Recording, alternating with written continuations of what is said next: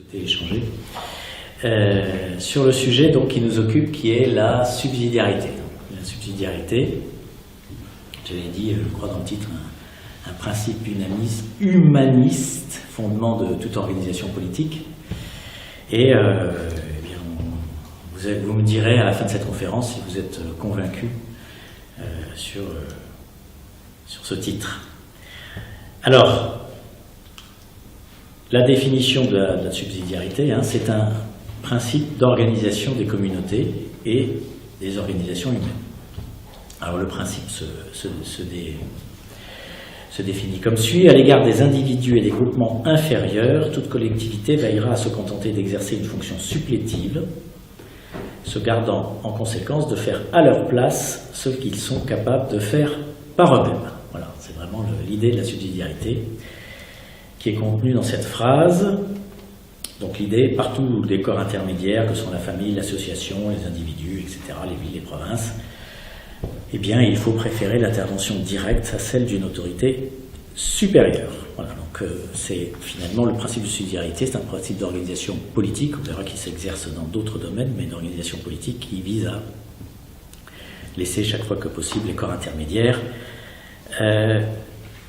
à agir, laisser le droit d'agir, la capacité d'agir aux corps intermédiaires qui ont l'avantage d'être à la mesure de l'homme et de développer les responsabilités. Alors avec le principe de subsidiarité viennent deux principes qui tempèrent, qui permettent la mise en œuvre de ce principe.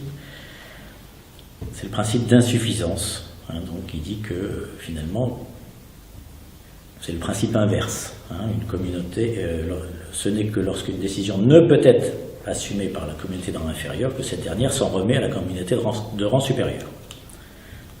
Voilà, donc, principe d'insuffisance, et puis principe de proportionnalité. En plus de ça, même dans ce cas-là, même lorsque certains pouvoirs sont délégués ou restent du niveau supérieur, il faut que ça soit dans une juste proportion. Là encore, il y a une possibilité de tout faire ou de faire une partie et de laisser de l'autonomie aux échelons inférieurs. Voilà, donc il y a deux aspects dans ce principe qui sont très importants, on y reviendra, c'est deux aspects qui se compensent. Vous allez voir que le principe de subsidiarité, c'est un principe qui s'exprime dans la finesse. Contrairement à beaucoup de principes politiques qui s'expriment dans la brutalité du principe ou du concept et dans la brutalité de leur application. Ce qui est bien avec la subsidiarité, c'est que finalement, il y a une certaine finesse. Donc on voit qu'il y a deux principes antagonistes, ou deux besoins antagonistes qui régissent ce principe, qui sont à la base de ce principe. C'est le besoin d'autonomie des personnes et des communautés humaines et le besoin de garantie que ces personnes ou communautés humaines peuvent avoir. Donc l'autonomie fait que il faut laisser les groupes sociaux conduire leur action propre pour qu'ils puissent déployer leur énergie, leur imagination, etc., leur persévérance autant que possible. Et la garantie fait que, inversement, on a quand même pour mission, une autorité supérieure a pour mission de soutenir et dans un dernier lieu de suppléer aux acteurs insuffisants pour leur apporter la garantie d'un bien ou d'un service ou qu'ils ne pourraient pas avoir par eux-mêmes. Voilà, donc là on a dit l'essentiel des principes. Dans quel domaine s'exerce la subsidiarité? On peut dire dans tous les domaines de la vie sociale. Tous les domaines de la vie sociale, cette question, vous vous en rendez compte, on va le développer tout à l'heure, mais s'applique évidemment à l'entreprise, s'applique à la famille et s'applique à la vie publique. Donc trois domaines, pour simplifier, de la vie sociale, la famille, tout le domaine politique et de la vie publique et tout le domaine de l'entreprise et de l'action privée. Plus généralement, l'entreprise et l'action privée. Alors l'action privée, à but lucratif ou pas, l'association pouvait être considérée soit côté entreprise, soit côté dans sa vision privée, soit côté vie publique dans sa vision contribution à l'intérêt public pour les associations qui visent l'intérêt public. Alors, qu'est-ce qu'on peut dire de l'origine philosophique? Alors, c'est important de voir les origines philosophiques, parce qu'on va voir les origines philosophiques contraires. Vous allez voir que tout ça se résume finalement comme souvent, à des principes philosophiques. Donc l'origine philosophique, on remonte à Aristote, donc, qui évoque ce principe, pas directement, il n'utilise pas le mot, hein. Il décrit que la société se compose de groupes dont chacun accomplit des tâches spécifiques et pourvoit ses propres besoins. Et il note que certains groupes ne sont pas capables de se suffire à eux-mêmes, mais ont besoin d'un groupe de niveau supérieur, la cité, pour atteindre ce qu'il appelle l'autosuffisance. Donc pour Aristote, la cité est le niveau où est atteint l'autosuffisance, synonyme de perfection. La cité, on pourrait dire la nation aussi. La question, est-ce qu'aujourd'hui les nations sont autosuffisantes? On voit bien qu'aujourd'hui on n'est plus tout à fait dans cette situation.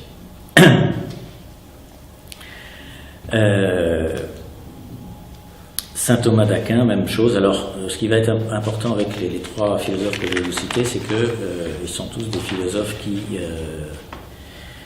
considèrent que l'individu n'est pas suffisant par lui-même. Donc, c'est vraiment des philosophies qui sont pas individualistes au sens des philosophies modernes. L'individu n'est pas suffisant par lui-même. Et finalement, il n'existe qu'au sein d'une communauté, même la communauté la plus élémentaire qui est la famille. Alors c'est vrai que ce sont des principes philosophiques qui, aujourd'hui, sont largement combattus par les principes philosophiques contraires, sur lesquels je vais revenir. Donc saint Thomas d'Aquin dit aussi que l'individu est une partie d'un corps social, et il est finalisé à ce corps social, avant d'être finalisé à lui-même. Voilà. Il est dans un corps social, pour le corps social, avant d'être lui-même pour lui-même. Vous voyez le sens, le principe de totalité. Il ne saurait survivre hors de la société, il est essentiellement social, donc, à laquelle il appartient comme le membre à un corps. Donc vous voyez la vision d'une société organique, composée de groupes et non d'individus. Seuls les groupes peuvent prétendre, d'après ces philosophes, à une certaine autonomie. Alors c'est vrai que c'était non seulement philosophique, mais réel à l'époque, qui, dans ces époques, pouvait considérer qu'il pouvait vivre seul par lui-même. On voit qu'aujourd'hui c'est différent. Ensuite, vous en avez un troisième qui est Althusius, qui est considéré, donc c'est un Allemand, lui, réformé. Vous voyez, c'est pas tout à fait comme saint Thomas d'Aquin. Un Allemand, philosophe théologien, qui est considéré comme le père du fédéralisme moderne.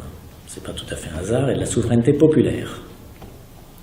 Donc, il est le premier à avoir publié un ouvrage intitulé Politica, dans lequel il développe son idée de la subsidiarité, qui est basée à peu près sur les mêmes principes. Hein.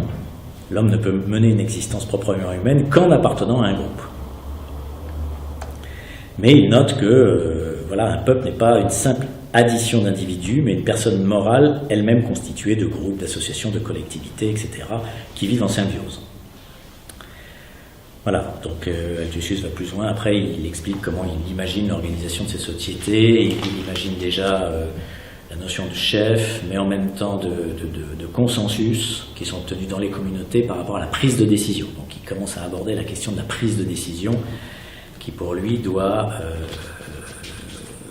être la conséquence d'un véritable dialogue entre les personnes. Il faut que vraiment il y ait quelque chose qui soit de l'ordre du consensus dans la prise de décision. Ça ne peut pas être quelque chose qui soit imposé comme ça. Même s'il y a un chef, il ne peut pas, appliquer son autorité comme ça sans faire participer les autres. Il y a vraiment cette idée de participation. Alors ensuite, on a l'Église. Alors l'Église, qu'est-ce qu'elle dit? L'Église, donc tous les papes du XXe siècle se sont penchés sur les questions politiques et sociales, vous voyez, les encycliques sociales.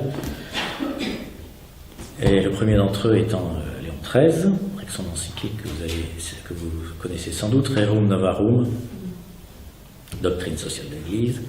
Et en plus, ensuite, ça a été repris à peu près tous les 10 ans ou 20 ans. Dans cette encyclique qui s'appelle Quadragesimo Anno, Pie XI, donc 40 ans après, un discours de Pie XII pour le 50e anniversaire de la sortie de Rerum Novarum, et enfin, Mater et Magistra de Jean XXIII, 70 ans après. Voilà, donc le principe de subsidiarité, voilà comment il l'énonce. En l'occurrence, c'est Pie XI.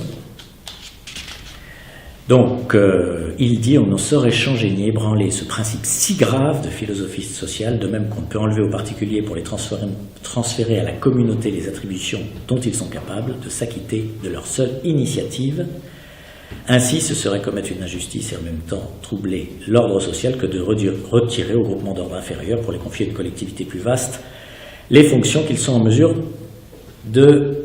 d'accomplir par eux-mêmes. L'objet de toute intervention en matière sociale est d'aider les membres du corps social et non pas de les détruire ou de les absorber. Voilà, c'est la phrase clé. L'objet de toute intervention en matière sociale est d'aider les membres du corps social et non pas de les détruire ou de les absorber. Ce qui est intéressant, c'est que là, on voit apparaître l'individu, par contre. Il parle pour la première fois de l'individu, on est au XXe siècle. Bon. Voilà. Donc, on voit apparaître cet individu. Les papes reprennent, la vie sociale se développe de façon ordonnée et féconde quand les sujets, dans un monde économique, agissent de leur propre initiative et sous leur propre responsabilité, c'est-à-dire les individus, les corps intermédiaires, les pouvoirs publics. Chacun évolue dans sa propre sphère d'action. Donc là, on voit apparaître, ça reste, le principe reste, mais on voit apparaître l'individu. Normal vu l'époque. Voilà. Oui.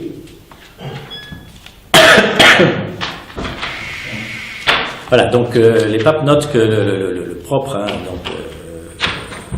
des pouvoirs publics, c'est de développer une action d'orientation, de contrôle, de simulation, de retenue, vraiment, et non pas une action directe.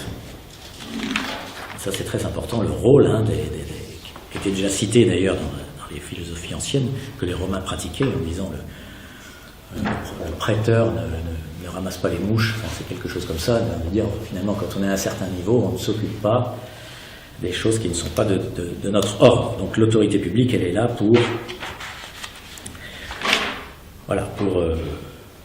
orienter, contrôler, simuler, éventuellement retenir, mais en aucun cas pour faire à la place des gens. Même si les papes reconnaissent, parce qu'on est au XXe siècle, que par la suite de l'évolution des conditions sociales, bien des choses que l'on demande déjà dit à des associations de moindre envergure ne peuvent plus être accomplies que par des puissantes collectivités. Donc en même temps, il reconnaît que l'évolution de la société conduit à ce qu'effectivement un certain nombre de choses sont quand même, de fait, du fait de leur complexité, nécessairement à confier une autorité de niveau supérieur. Alors voilà pour cette introduction. J'exposerai après les principes contraires. Vous pouvez vous imaginer lesquels ils sont. Là, je vais plutôt vous parler du côté... On a dit que la subsidiarité est un principe humaniste. Alors qu'est-ce que ça veut dire? Qu'est-ce que j'ai voulu dire? C'est un terme, c'est assez galvaudé, comme vous le savez, des humanistes, il y en a partout. Tout le monde se déclare humaniste. Personne ne dit qu'il ne l'est pas. Donc, un peu préciser. On va dire que c'est un principe qui respecte la nature humaine. Voilà comment je le définirais dans ce qu'elle a de plus profond. Donc c'est un principe qui répond aux besoins de l'homme et à sa dignité. Alors les besoins de l'homme, d'après, vous connaissez sans doute la pyramide de Maslow. Vous connaissez la pyramide de Maslow? Vaguement, bon. Alors, André Framand, qui est un consultant qui en a beaucoup travaillé, qui est né dans les années 40, a été plus loin que la pyramide de Maslow. Donc, la pyramide de Maslow, c'est le principe de la gradation des besoins. Et alors, il va un peu plus loin et il dit qu'il y a 3 types de besoins qui connaissent eux-mêmes une gradation. C'est les besoins matériels, donc satisfaire les nécessités de la vie humaine du corps, mais du corps au sens large. Dire. Par exemple, regarder un film pour son plaisir, c'est satisfaire un besoin matériel, dans cet ordre-là. Des besoins psychologiques qui le poussent à satisfaire donc les nécessités de son esprit, on verra ce que c'est, et enfin les besoins sociaux qui le poussent à vivre en société du fait qu'il est un animal social. La vie sociale lui est nécessaire, il a besoin de ses besoins sociaux. Alors si on regarde les besoins psychologiques, on se rend compte que Framand les considère comme étant des besoins de base qui sont la considération, l'intégration dans un groupe, puis une certaine indépendance par rapport à ce groupe, la capacité à participer au développement du groupe, ce qu'on appelle la croissance, et la capacité à aller encore plus loin, à mobiliser le groupe vers une fin, ce qu'on appelle l'épanouissement. Donc il perçoit les besoins psychologiques comme étant liés à la capacité à agir, en fait. À agir et à se développer alors soi-même, mais à exercer un pouvoir également sur un groupe, ou à participer à un groupe, à participer à quelque chose qui vous dépasse. Ça répond à un besoin psychologique et ça répond aussi évidemment à un besoin social. Donc, à côté de l'axe matériel qui existe, il identifie des besoins psychologiques et des besoins sociaux qui sont liés au fait que l'homme veut à la fois connaître un certain développement de sa personne par l'acquisition de compétences, par exemple, et mettre ces compétences au service éventuellement d'un groupe. Donc ce qu'on voit, c'est que ça répond au principe de subsidiarité qui dit que quelque part, le fait pour un petit groupe de s'intéresser à un niveau, de pouvoir agir, ça répond à un besoin en fait. C'est pas juste un problème d'organisation, c'est que l'homme a véritablement besoin d'agir dans un groupe et de faire quelque chose, de donner un sens à sa vie. Donc c'est un principe non matérialiste, évidemment, c'est ça que ça veut dire. C'est un principe d'autonomie, on l'a vu. La subsidiarité est un principe d'autonomie de la personne et de confiance. Laisser faire une communauté de rang inférieur, c'est accepter une certaine inefficacité des erreurs. Alors on reviendra, ça c'est important, c'est-à-dire qu'à partir du moment où on accepte le principe de subsidiarité, on accepte qu'on n'est pas toujours dans la meilleure efficacité possible. On l'accepte au départ. Alors finalement, d'ailleurs, peut-être que finalement on est quand même plus efficace. Mais on quitte l'illusion qu'il y a un système efficace et qu'il faudrait, puisqu'il est efficace, puisqu'on a démontré son efficacité, l'imposer à tout le monde. Vous voyez ce mode de raisonnement qui est très français d'ailleurs, on le verra tout à l'heure, pourquoi la France a du mal à rentrer dans une logique de subsidiarité, j'anticipe un peu, mais c'est parce que les Français sont attachés au concept et à une certaine vision de l'efficacité. Pour un Français, quand il a compris quelque chose et qu'il a déterminé une efficacité, il ne voit pas pourquoi il ne faudrait pas l'imposer à tout le monde. Vous voyez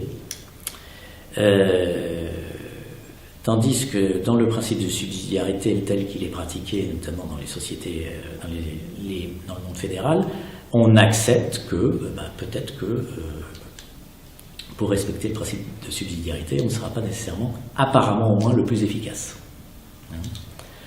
Ça, je pense que c'est très important. En fait, plutôt que le concept, on privilégie l'action. On laisse les gens agir pour le bien commun, faire des essais, des petites erreurs éventuellement. Et on considère que finalement ça va contribuer à leur développement. Et ça sera finalement, en dernier ressort, plus efficace, même si apparemment ça ne l'est pas. C'est aussi une forme de citoyenneté, c'est-à-dire qu'on veut croire que les gens vont participer au bien commun. Un des freins au principe de subsidiarité, c'est de penser que les gens sont égoïstes, j'y reviendrai. Donc nécessairement, si on les laisse agir, ils agiront que pour eux, pour s'en mettre plein les poches. Il y a en France une grande méfiance vis-à-vis de toute action privée en vue du bien commun. On considère systématiquement qu'une action privée en vue du bien commun est faite par des hypocrites qui en fait cherchent à s'en mettre plein les poches. C'est sûrement le principe. Vous pourrez vous donner des tas d'exemples. Vous voyez comment on considère par exemple la délégation de services publics en France. Le fait de confier la distribution d'eau, d'électricité à un opérateur privé. Le premier réflexe d'un Français, c'est de dire c'est un scandale, il va s'en mettre plein les poches. Éventuellement, si on lui démontre que finalement c'est plus efficace, il acceptera l'idée que c'est peut-être pas si idiot que ça. Vous voyez ? Et qu'on n'est pas obligé de tout confier à une autorité publique. Mais quand on entend parler que monsieur un tel ou monsieur un tel a donné de l'argent à une fondation, quel est notre premier réflexe en tant que Français ? Ouais, enfin, il donne le surplus, c'est parce qu'il est plein de pognon, mais s'il n'avait pas d'argent, il ne le ferait pas. Donc il y a cette idée un peu méfiante vis-à-vis de tout ce qui semble être l'action altruiste dans un contexte privé. On se méfie de l'action altruiste dans un contexte privé. Vous voyez ? On a une certaine défiance par rapport à ça. Alors que finalement, dans le principe de subsidiarité, on veut croire que c'est pas vrai, que des gens peuvent contribuer, avoir une action citoyenne, et contribuer au bien public, y compris dans leurs affaires privées, dans des actions privées à travers des associations, etc. Par exemple, ce qu'on fait ce soir, vous voyez, typiquement, je ne m'en mets pas plein les poches, je ne vais pas sortir les poches pleines, finalement a fait quitter, a rendu l'homme mauvais, on va dire, pour simplifier, l'homme, en quittant l'état de nature et le bon sauvage et en allant vers la société, a cessé d'être bon, pour le moins. Et ça a créé, d'après Rousseau, l'inégalité, voilà, qui est, d'après lui, le pire des maux, et d'après tous les philosophes qui vont suivre, ça a créé l'inégalité. Donc pour Rousseau et pour ceux qui suivent, le champ social est un champ où naissent les inégalités, c'est sa principale caractéristique. Voilà. Ce qu'on regarde d'abord dans toute constitution sociale, c'est l'apparition d'inégalités, ce qu'il va falloir combattre. Et donc, par conséquent, il va falloir combattre ces inégalités, ces discriminations, et donc le champ social est un champ de lutte. Vous voyez, on n'est pas dans l'harmonie. D'où la lutte des classes, qui est l'expression de ce principe. D'où, en France, le fait que tout, parce qu'on est très imprégné, vous comprenez, par rapport, on va le voir avec à nos voisins, qui ont d'autres défauts. Je ne suis pas en train de... D'ailleurs, je voudrais soit clair que là, c'est plus ni une histoire de qualité de défaut, mais simplement de culture. On est comme ça, ils sont différemment, bon, ils sont faits différemment. On est très imprégné de ça. Et donc, en France, beaucoup de choses se règlent par le conflit. Je ne vous apprends rien. Et c'est parce que c'est lié à cette idée philosophique que finalement, le champ social est un champ de lutte. C'est un champ de lutte où naissent spontanément des inégalités et, quelque part, on a quitté le paradis terrestre, l'état de nature, etc. Bon. Je vous conseille à ce propos, pour complètement démonter tout ça, cet excellent livre dont vous avez peut-être entendu parler. Vous l'avez lu ? Justement, mais alors, lui, il place l'origine de ces questions à partir de Descartes. De Descartes, absolument. Oui, de Descartes.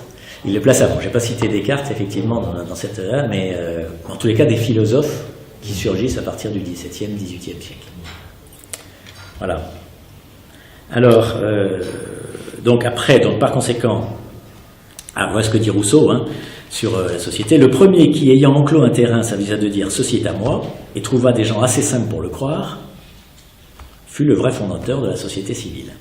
Vous voyez cette phrase assez simple, on va dire assez bête, assez stupide, assez dominée. Voilà. Donc pour lui, la propriété n'est pas naturelle, contrairement, comme vous le savez, à ce que disent les papes dans les encycliques, propriété privée, même si elle doit être parfois encadrée. Voilà, alors pour Rousseau, le contrat de gouvernement est un contrat de soumission, c'est important pour la suite. Le contrat de soumission, c'est l'abandon volontaire et complet de la souveraineté individuelle aux mains des gouvernants, qui s'engagent de leur côté à veiller à la sécurité et à l'utilité commune. C'est un contrat des hommes avec un maître. Vous voyez cette vision qui va construire toute la pyramide. L'homme, l'individu perd sa liberté naturelle de subvenir à ses propres besoins, avec les forces dont il dispose, mais il gagne la liberté sociale, définie comme la jouissance de droits garantis par la loi. Voilà, la vision du contrat. Ce que la nature avait pu mettre d'inégalité physique entre les hommes, eh bien le contrat social le rétablit. Mais c'est une construction humaine artificielle et c'est un abandon volontaire des personnes aux mains des gouvernants qui vont œuvrer pour le bien de tous. Voilà. Donc ça évidemment, vous comprenez que tout ça a été mis en œuvre par les penseurs issus de la Révolution, mais ça l'était déjà dans la mentalité française, puisque déjà le royaume de France était un royaume très centralisateur. Je lis en ce moment l'histoire de Bordeaux, c'est assez extraordinaire à travers cette histoire, je vous la conseille d'ailleurs de voir à travers cette histoire et d'autres comment les rois de France ont construit cette nation française très, très homogène, mais en même temps très pyramidale, avec un pouvoir qui est très centralisé, et cette idée que voilà, c'est le pouvoir qui distribue le savoir. Voilà. Alors, la pensée marxiste-léninisme, on peut en parler un peu, c'est un peu un aboutissement de cette pensée, la société sans classe. Donc, pourquoi il y a une société sans classe ? Parce qu'il y a une lutte des classes d'abord. Donc, il y a une lutte des classes qui se termine heureusement, d'après le marxisme, par une société sans classe, le grand soir. Enfin, cette société sans classe, cette lutte peut durer 1000 ans, d'après les marxistes. Alors, ça s'est arrêté avant. Voilà, donc c'est intéressant de voir l'utopie marxiste, qui est une utopie purement matérialiste, vous le savez, mais c'est important de le redire. Voilà ce que dit Boukharine. Alors ça, c'est tiré de Marxiste-Léniniste de Jean Housset. Housset, vous connaissez certainement. Au début, pendant les 20 ou 30 premières années, peut-être faudra-t-il établir certaines règles. Par exemple, tels produits seront délivrés seulement d'après certaines indications sur les livrets de travail ou contre présentation de la carte de travail. Mais plus tard, une fois la société communiste consolidée et développée, tout sera superflu. Tous les produits seront abondants. Chacun retirera de l'entrepôt communal ce dont il a besoin et tout sera dit. C'est merveilleux.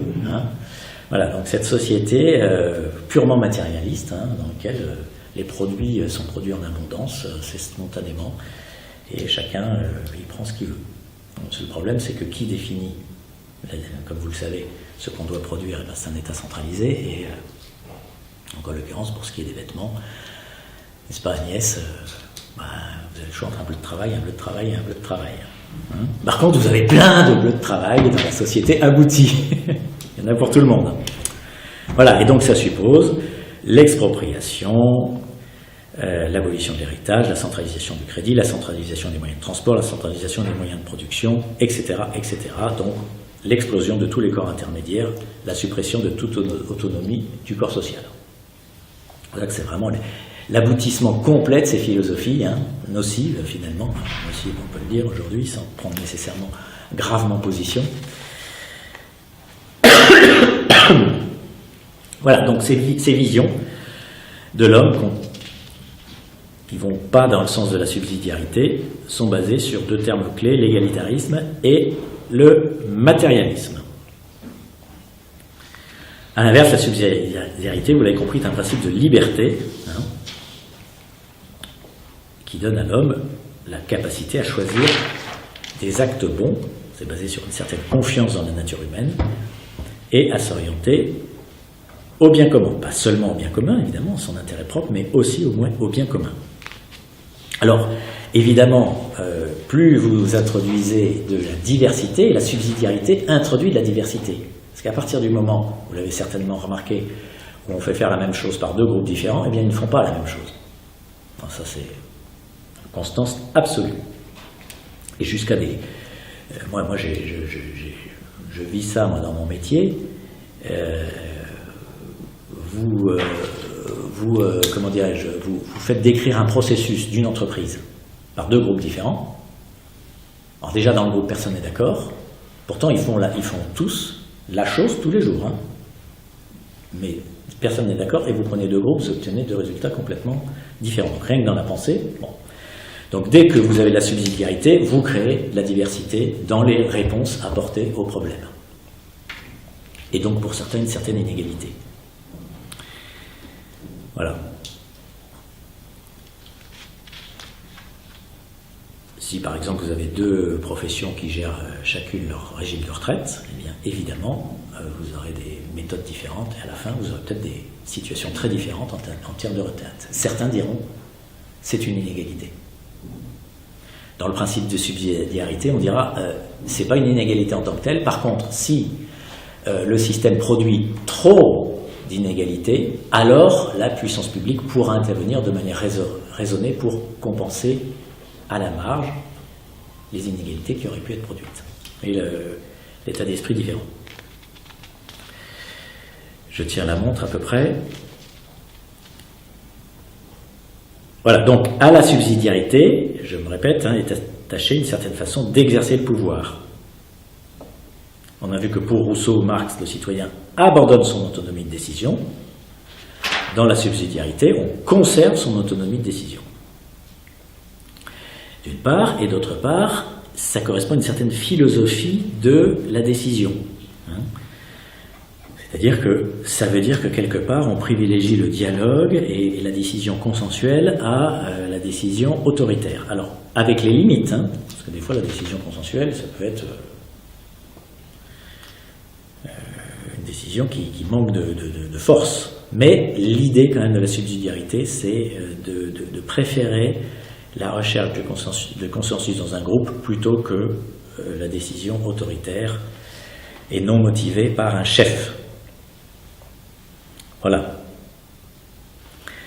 Ce qui veut dire aussi que, je l'ai déjà dit, la subsidiarité ne rime pas nécessairement apparemment avec efficacité. Dans la subsidiarité, le facteur temps est important. C'est-à-dire que peut-être qu'on va arriver finalement à quelque chose de performant, mais peut-être par une succession d'allers et retours avec des petites erreurs. Alors, l'auteur qui a beaucoup travaillé sur le principe de subsidiarité, qui s'appelle Chantal Delsol, dit finalement, avec la subsidiarité, on fait beaucoup de petites erreurs. Sans la subsidiarité, on fait peu de grosses erreurs. Et je trouve que cette phrase a un peu de bon sens. Avec la subsidiarité, on peut être amené à faire beaucoup de petites erreurs. Sans la subsidiarité, on risque fort de faire peu de très grosses erreurs. Voilà. Puisqu'on concentre tout, et on concentre des décisions graves aux mains de quelques-uns qui, s'ils se trompent, évidemment, ça va avoir une conséquence sur tout le monde. Alors, il y a quelque chose qui est important dans la subsidiarité, c'est qu'il y a deux types de subsidiarité. La subsidiarité marche selon les deux types que je vais vous décrire. C'est ce que j'appelle la subsidiarité descendante et la subsidiarité montante. Alors, qu'est-ce que je veux dire par là? Ça va être important pour la suite, vous allez voir pourquoi. Au fond, avant de parler de subsidiarité, il faut dire qui a la souveraineté. D'accord? Je donne un exemple. Si nous disons, c'est les parents qui ont le droit naturel d'élever leurs enfants et de les éduquer. C'est à eux que, naturellement, appartient ce droit. Ok? Alors, si les parents unissent leurs forces pour construire et faire fonctionner des écoles, on parle de subsidiarité montante. Vous voyez le principe?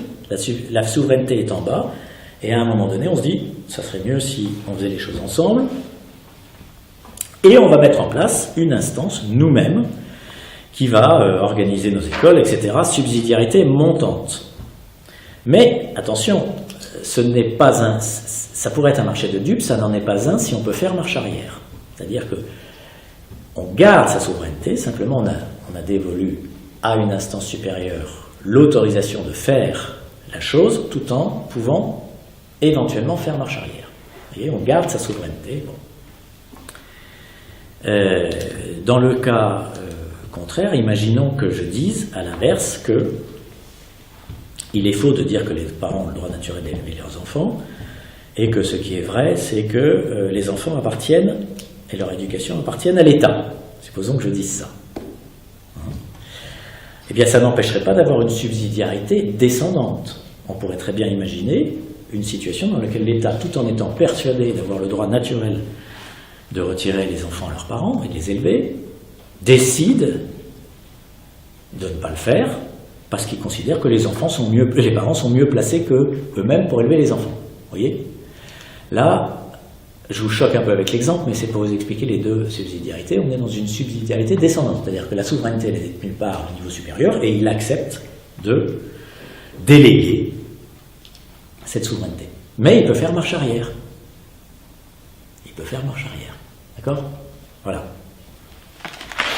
Alors, on va voir qu'est-ce que ça donne, ça. C'est très intéressant sur le plan politique. L'histoire de la marche arrière. Et on va parler donc de la subsidiarité. Maintenant, je vais aborder la subsidiarité comme principe politique, et puis après, plus rapidement, la subsidiarité dans la famille et l'éducation, et la subsidiarité dans l'entreprise. Donc, on va dire que la forme la plus aboutie de la subsidiarité, quand même, c'est sur le plan politique, l'organisation en fédération. C'est la fédération. C'est les démocraties fédérales. Les démocraties fédérales sont la forme la plus aboutie du principe de subsidiarité, et d'abord parce qu'elles l'énoncent. Et on verra pas seulement. La question, dit Chantal Delsol, primordiale dont s'occupent toutes les constitutions fédérales, alors je vais parler là de l'Allemagne et de la Suisse surtout, consiste dans le partage des compétences. La question est de savoir jusqu'à quel point les instances de proximité peuvent accomplir les tâches qui les concernent et en déduction de savoir quelles tâches restent dévolues aux instances souveraines. Ceci dit, Länder allemand et canton suisse se déclarent souverains. C'est-à-dire que quand on demande aux Länder allemands s'ils sont souverains, ils disent oui. Nous sommes souverains. Alors avec une souveraineté qui est peut-être un petit peu écornée, hein, mais ils se déclarent souverains. Voilà. Alors pour ce qui est de l'Allemagne, il faut savoir que Hitler avait supprimé les Länder et donc la subsidiarité. Il avait mis en place un régime autoritaire descendant. Selon l'article 30 de la loi fondamentale allemande, l'exercice des pouvoirs publics et l'accomplissement des tâches incombant à l'État appartiennent aux Länder, sauf disposition ou autorisation contraire de la loi fondamentale. Donc c'est par défaut, vous voyez, tout appartient à un Länder, sauf ce qu'on dit appartenir à la fédération. La fédération ne dispose que des compétences dévolues, énumérées, donc désignées et confiées par les Länder. Elle est dépositaire de ses compétences. Elle est dépositaire de ses compétences. Alors il y a quelques compétences exclusives dans un système fédératif qui sont inscrites dans la loi fondamentale quand même. Affaires étrangères, défense, nationalité, douane, protection civile. Tout le reste, par définition, tout ce qui n'est pas défini appartient aux Länder. Voilà. On peut répéter, affaires étrangères... Affaires étrangères, défense, nationalité, douane, protection civile. Ça fait déjà pas mal de choses, ceci dit. Alors, protection civile nationale, parce que par exemple, la sécurité intérieure, les tâches de police sont confiées aux Länder. Donc, il y a une vision un peu globale de la protection civile, mais dans la réalité, les tâches de police et les tâches de sécurité intérieure sont confiées aux Länder. Alors, ceci dit, il y a quand même des limites. Ça paraît un peu idéal tout ça, mais dans la réalité, c'est pas si merveilleux que ça. On a quand même affaire à des Allemands qui sont très disciplinés, contrairement aux Français. On finit par se demander s'il n'y a pas une certaine logique culturelle dans tout ça. La loi fondamentale exige que les conditions de vie soient comparables dans toute l'Allemagne. Alors là, vous voyez que ça restreint quand même pas mal la liberté. Parce qu'à partir de cette simple phrase, on peut exiger beaucoup de choses. Là, la diversité, le principe de diversité, il est un petit peu attaqué. Sachant que les conditions de vie sont quand même déterminées par la politique économique et sociale. Quelque part, bon. L'organisation financière de l'Allemagne prive les Länder d'une grande marge de manœuvre pour financer leurs tâches, car tous les grands impôts sont déterminés par les lois fédérales. Là, c'est pareil, celui qui tient les cordons de la bourse, il a quand même pas mal de pouvoir. Voilà. Quand on prend affaires étrangères, défense, nationalité, douane et protection civile, il n'y a pas tout ce qui dépend des impôts. Oui. C'est encore un truc supplémentaire. Mais c'est-à-dire qu'après, en fait, la subtilité, c'est que il y a ça, c'est, on va dire, ça, c'est ce qui est défini dans la loi fondamentale. Après, il y a ce qui est mis en œuvre. Dans la réalité, les Länder ont fini par accepter, parce que, voilà, à force de discuter, de palabres, ils ont fini par accepter de dévoluer un certain nombre de choses à la fédération. C'est ça qu'il faut comprendre. Et c'est pour ça que, quelque part, on voit bien qu'il y a une tendance lourde dans toutes les fédérations à une prise de contrôle par un État centralisateur. Et en plus, de plus en plus. C'est-à-dire que même si idéalement ça paraît merveilleux sur le papier, dans la réalité, la tendance lourde, c'est pareil pour les États-Unis, c'est quand même le poids du fédéral. La seule chose qu'on pourrait dire, c'est que il y a quand même une capacité de résistance qui est un peu plus organisée, on va dire, parce que quand même, de base, les Länder ont la souveraineté. Donc, voilà, on peut dire qu'ils ont capacité à résister, d'être supérieurs à la France, où il n'y a aucune capacité de résistance autre que la révolte. Voilà. En France, les choses se règlent par la révolte, la guerre civile. En Allemagne, ça peut se régler différemment. Ok ?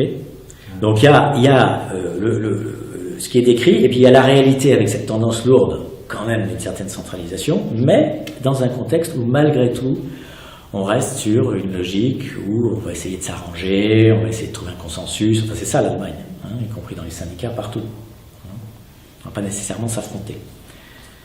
Voilà. Je ne sais pas si je suis clair quand je dis ça. Vous voyez, c'est un peu des contraires. Si, ça s'interroge. Comment s'explique cette tendance lourde, en l'occurrence? C'est une volonté de se déposséder de... La tendance lourde, elle est toujours, elle est liée en fait aux principes généraux qui s'imposent. Rappelez-vous ce principe-là. Rien qu'avec un principe comme ça, qui est un principe indifférenciateur, en fait le principe, vous avez compris, la subsidiarité, normalement, elle crée de la diversité. Si vous mettez par-dessus des principes indifférenciateurs, vous étouffez un peu la subsidiarité. Vous voyez, hein? C'est important parce qu'on va voir que c'est le cas de l'Europe. Il y a eu le rattachement de l'Allemagne de l'Est qui a accéléré le mouvement. Oui, c'est-à-dire, pardon? Le rattachement de l'Allemagne de l'Est n'a pas accéléré. Accélérer certainement le mouvement, parce qu'on a voulu homogénéiser, on a voulu garantir les mêmes droits pour tout le monde, etc. Donc il y a cette tendance qui est issue de la pensée égalitariste, on va dire, hein, lutte contre les discriminations, machin truc, etc., qui tend, par ce levier, à homogénéiser et donc à utiliser ce levier de l'égalité et de l'homogénéisation pour limiter finalement, dans les faits, la réelle marge de manœuvre des Länder et la diversité qui s'en suivrait. C'est typique de l'Espagne, où les deux régions riches ne veulent pas partager et l'État ne veut pas faire de péréquation. Voilà. La Catalogne et le Pays Basque veulent se garder leur richesse, les impôts, ils les collectent, Voilà. et ils ne veulent pas les remettre à Madrid. Voilà. Et Madrid ne peut pas aider les Andalous ou Castille-La Manche. Voilà. Et ce serait pourtant le rôle de l'État de veiller à ce que les Andalous ne vivent pas 4 fois moins bien que les Catalans.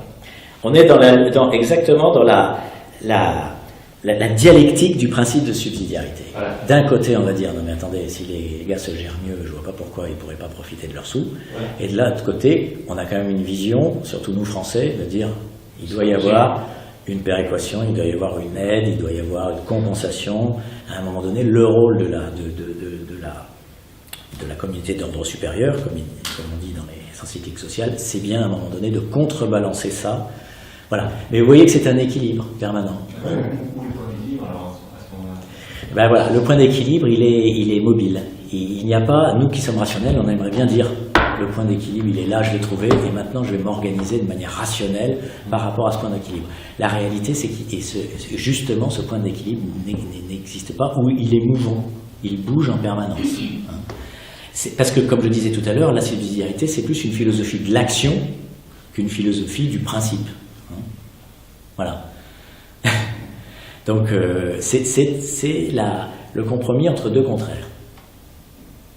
Entre deux cultures. Comment? Entre deux cultures. Alors, deux contraires ou deux cultures, mais même au sein d'une même culture, c'est un arbitrage. C'est un arbitrage permanent. Voilà. C'est un arbitrage.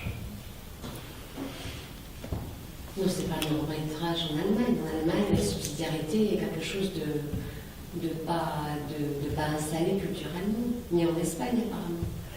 Donc c'est une question de culture en fait. Si, en Allemagne, la subsidiarité est installée culturellement. Comme en Suisse. En Suisse aussi. Ou aux États-Unis, chacun est libre d'organiser son État à sa façon. Voilà. Donc, Son canton. donc ça veut dire que ceux qui sont culturellement attachés à la subsidiarité ne souhaitent pas qu'on les aide, même quand ils en ont besoin. Allez. Puisque culturellement, ils ne seraient pas d'accord pour aider. Ça peut aller jusque-là. Voilà. En Suisse, ça peut aller jusque. Ça s'est vu. On pourrait citer des exemples, Si c'est y compris en culturel, Suisse. ça veut dire que... Y compris en Suisse. Et par exemple, en Suisse, à un moment donné, ils se sont rendus compte que l'État, par le moyen financier, leur faisait accepter un certain nombre de choses, et ils ont préféré renoncer aux aides financières pour garder leur liberté. Voilà. Le plus abouti en matière d'application de la subsidiarité, c'est la Suisse, tel que j'ai pu Mais est-ce l'observer.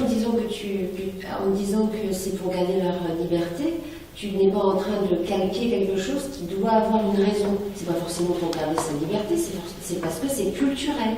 Oui, On peut le faire au niveau individuel. Je n'ai pas d'argent, mais je n'ai pas envie que tu m'aides. c'est ça. Parce que je dois me débrouiller, peu importe. C'est ça. Je n'ai pas C'est envie que tu culturel, m'aides. exactement. Je vais me démerder, par C'est ça. exemple, excusez-moi. C'est ça, c'est exactement ça. Voilà, C'est pour ça que la Suisse, ça marche parce qu'il y a cette culture. Voilà, Ah, c'est pour ça que voilà, c'est une histoire de culture. On est d'accord. Hein, c'est pour ça que c'est difficile cette affaire. Je ne veux pas dépendre, c'est une culture. Voilà, c'est pour ça que voilà, on démarre en disant la subsidiarité c'est bien et on se rend compte que la subsidiarité c'est peut-être très bien, mais dans quelle mesure moi, dans mon contexte culturel, je vais pouvoir la mettre en œuvre et jusqu'où? C'est ça la vraie question. Hein, parce que sinon c'est toujours bien, l'herbe est toujours plus verte dans le pré du voisin. Hein. Donc c'est vrai qu'en Suisse, qui est le modèle le plus abouti, c'est une véritable culture. Hein.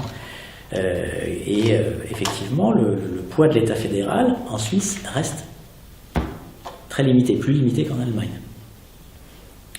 Et en Suisse, en plus, c'est compensé par autre chose, c'est l'utilisation du référendum. Donc il y a aussi une culture de la prise en main par les citoyens de leur vie publique jusqu'à dans le référendum. En France, on se méfie énormément du référendum. Voilà, on va en avoir un sur le barrage. Voilà. Sûr Il a été annoncé aujourd'hui. Sur le barrage? Oui. Non, c'est une blague. C'est non, c'est... Voilà. Local. Oui, ça va être là. D'accord. Mais globalement, en France, on se méfie du référendum. Pourquoi on se méfie du référendum? Parce qu'en France, on dit qu'il y a quelque part, il y a une façon de bien voter. Et donc, laisser la parole au peuple, c'est risquer qu'il vote mal. Oui, c'est Ça sûr. l'est. En Suisse, ils ne sont pas dans cette logique. Alors, je vais vous raconter une bonne, parce que, voilà, par exemple, ça va faire hurler les bien-pensants, et peut-être même des gens dans la salle, je ne sais pas. Hein. La participation des femmes à la vie politique fédérale est arrivée tardivement en Suisse. Vous savez en quelle année? 140. 40, 50 Dans les années 60, 71. Après plusieurs échecs de référendum, les Suisses ont fini par l'accepter. Par 65% de oui. Ça n'avait pas le droit de voter. Non, oui, elles n'avaient pas le droit de voter. C'était les hommes qui votaient. Bon. Avec des résultats très disparates. Dans le canton de Genève, le non représentait que 8%, alors que dans le canton d'Uri, 63%. Vous voyez? L'application du principe de subsidiarité, ça donne des choses qui, nous, Français, nous choquent quelque part. Vous voyez ce que je veux dire? Hein? Voilà. Et donc, nous, on dit, il y a une façon de bien voter. En l'occurrence, à cette question, la bonne réponse est oui. Donc, c'est pas la peine de faire un référendum, parce que si par malheur les gens répondaient non, on serait contraint de leur dire qu'ils ont mal voté. C'est ça notre mentalité. Hein, vous voyez? Ou la réponse est non, d'ailleurs. Mais on est tous persuadés qu'il y a une bonne réponse. Si on avait fait le référendum sur le mariage pour tous, eh bien, ça aurait été un combat assez épique, mais il est évident que on était, au fond, chacun persuadé qu'il y avait une bonne réponse. Et c'est là que c'est culturel, vous voyez? Parce qu'en Suisse, ils peuvent très bien, ils acceptent plus facilement le fait qu'il y a deux réponses. Moi, je donne celle-là, toi, tu donnes l'autre. Hein, donc nous, on est toujours dans l'affrontement, vous voyez, mariage pour tous. Hein. Bon. Les gens, ils sont persuadés, quand vous avez discuté au moment du mariage pour tous, les gens, ils avaient une position, c'était tranché. Hein. Il y avait les... Bon, vous connaissez toute l'histoire. Voilà. Hein, c'est... Alors, l'application du principe de subsidiarité en France, après tout ce que je vous ai dit, vous allez dire que c'est pas applicable et pas appliqué. Ben, pas tant que ça. C'est quand même applicable et c'est quand même appliqué. Même si au départ, la pensée politique française est radicalement différente, fruit d'une histoire qui va bien au-delà de la Révolution. On parle souvent de la Révolution, mais non, c'est l'histoire des rois capétiens. C'est ça l'histoire de France. L'histoire de la centralisation, c'est quand même l'histoire des rois capétiens. Bon. Puis de la Révolution. Alors, en 93, les Républicains ont doté la nation d'une souveraineté absolue, indivisible. Donc, vous voyez, là, c'est pas les cantons, les lenders, les régions, les départements, c'est la nation qui a la souveraineté. Point de départ, qui a la souveraineté? Réponse, c'est la nation. Article 3, le principe de toute souveraineté réside essentiellement dans la nation. Nul corps, nul individu ne peut exercer d'autorité qui n'en émane expressément. Ouais, c'est clair. Hein? Article 6, la loi à l'expression de la volonté générale.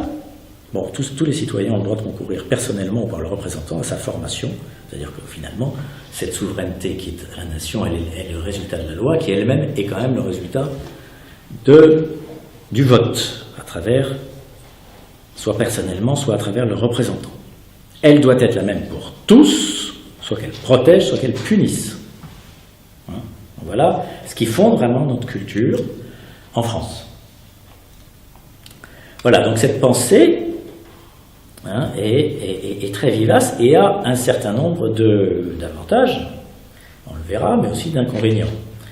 Hein, et notamment, elle a pour conséquence que, donc, ce que dit un des auteurs que j'ai lu, hein, L'intelligentsia politique et médiatique est globalement très méfiante quant à l'application d'un principe de type subsidiarité. Ce sont les élites qui gouvernent, les élites sont intelligentes, elles peuvent gouverner. Voilà. Hein. Ça va aussi avec cette pensée, n'oubliez pas de Rousseau, hein, qui est de dire que voilà, finalement on abandonne notre capacité d'agir à des gens qui pensent pour mieux parce qu'ils pensent, qui pensent pour nous et qui pensent mieux que nous. Hein. C'est ça, d'où cette très grande dépendance que les Français ont par rapport à l'homme providentiel. C'est le drame de la France, ça. On attend tous l'homme providentiel.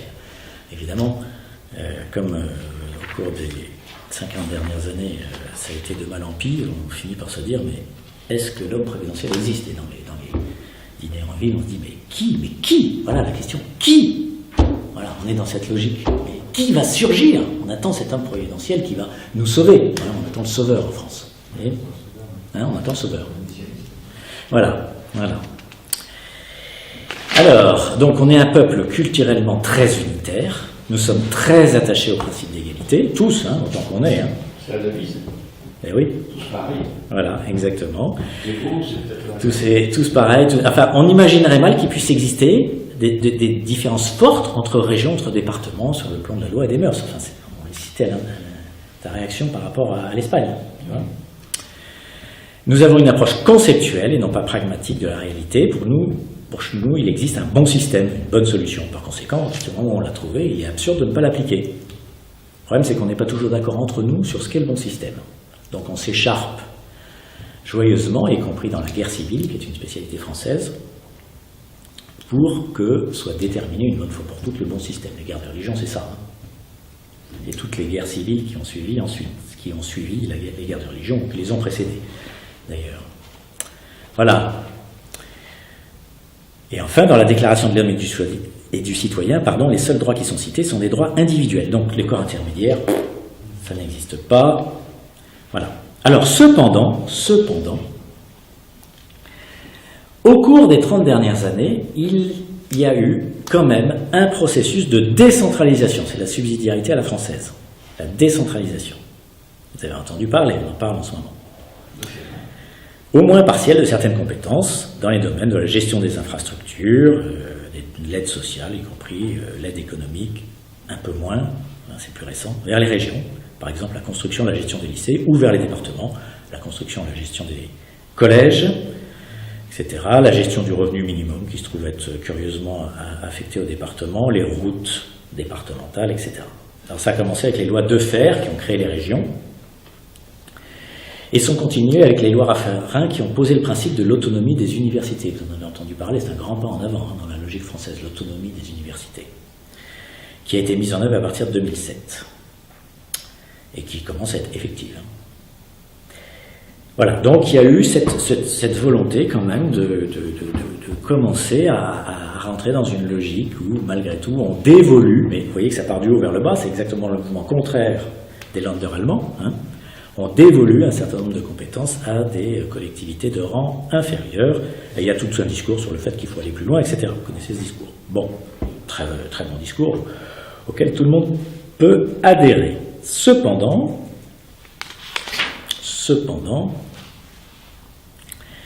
il y a eu la loi de 2013. Vous connaissez la loi de 2013 ? Alors la loi de 2013, il y avait un certain nombre de choses qui allaient encore un petit peu plus loin, donc on a dit, hein, Defferre en 92, après 2003, 2007, avec la mise en place effective de l'autonomie des universités, et puis 2013. Alors le 2013, on dévolue un peu plus de compétences, notamment dans le domaine économique aux régions, on crée les fameuses métropoles, mais surtout, qu'est-ce qu'on fait en 2013 ? On crée des méga-régions. Ah oui, on crée des méga-régions, on passe de 22 à 13 régions. Voilà. Alors, pourquoi c'est surprenant, ça ? Parce que ça va pas dans le sens de la décentralisation. La décentralisation, comme vous le savez, c'est de rapprocher du citoyen. Hein ? Et là, on fait l'inverse. On éloigne du citoyen en créant des ensembles plus monstrueux. La nouvelle région Aquitaine, rappelez-vous, hein, il y aura le Poitou-Charentes dedans, et le Limousin. On est en train de créer des monstres régionaux qui, demain, pourront tenir tête au pouvoir central. Alors là, à partir de maintenant, je vais commencer un peu à prendre position. Je ne sais pas si j'ai pris position avant, j'ai rigolé. Et vous me direz ce que vous en pensez, et qui peuvent discuter avec Bruxelles directement déjà sur un certain nombre de points. Donc l'intention invisible, de plus en plus visible, est en fait de constituer en France un modèle fédéral à l'image des modèles voisins, se traduisant par une dissolution progressive de la souveraineté de la France en tant qu'État. Se traduisant par Une dilution de la souveraineté de la France en tant qu'État. Hein. Alors, tout ça va évidemment, et ça sera mon dernier point sur l'aspect politique, avec l'Union européenne. Alors là, je vous demande votre attention parce que c'est assez subtil. C'est très facile. Il suffit de ne pas donner le pouvoir à ces régions, même si c'est une région à 12 ou 15 départements. Si on ne lui donne pas la compétence d'intervenir, mettons, supposons sur la recherche, elle sera privée des moyens.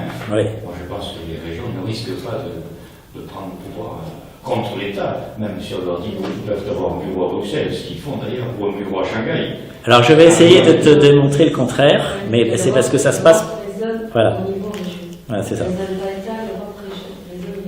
Alors, pour là, il faut parler de l'Europe. Alors, vous allez me dire, hein, j'entends bien ce que tu dis, je vais vous exposer mon point de vue, et je serais heureux de connaître le vôtre.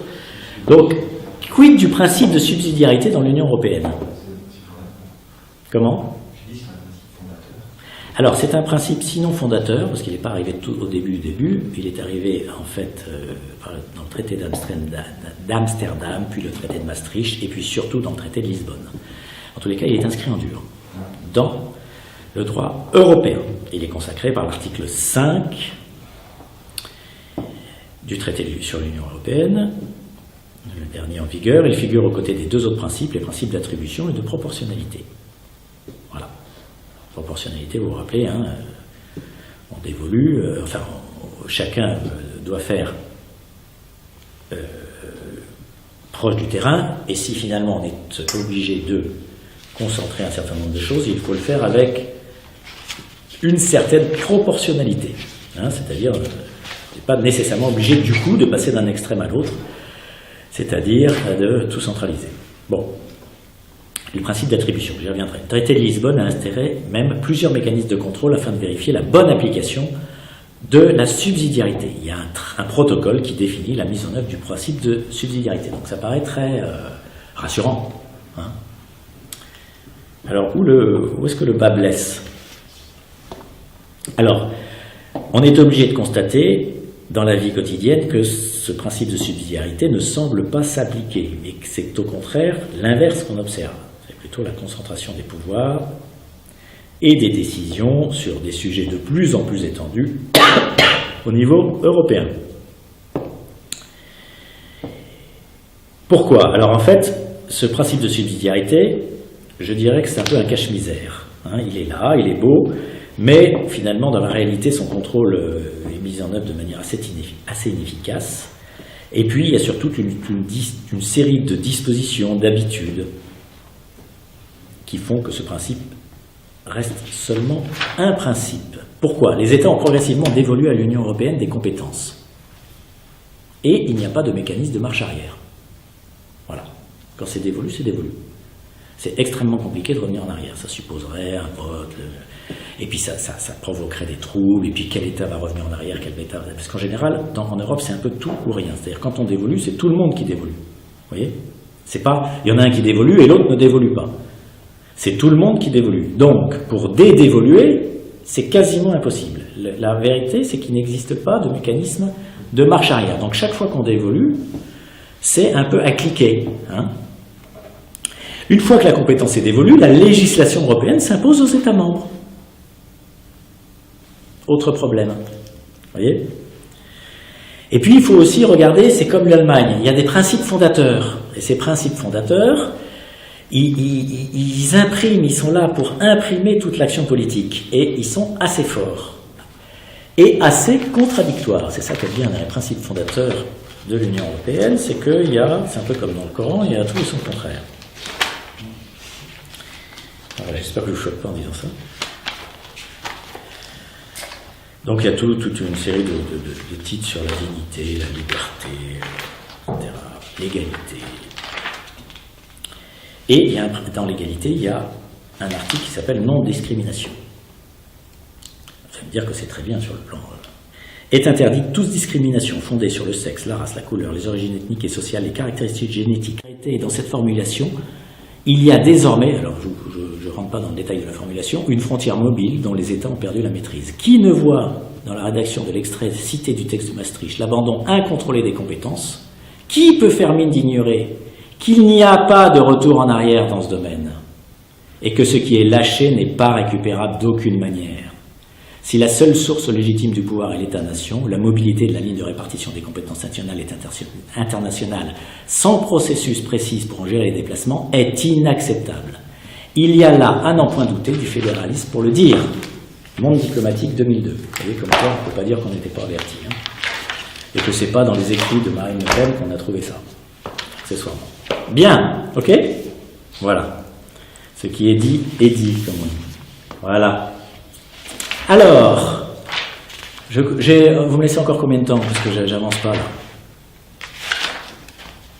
10 minutes? Oui. Allez.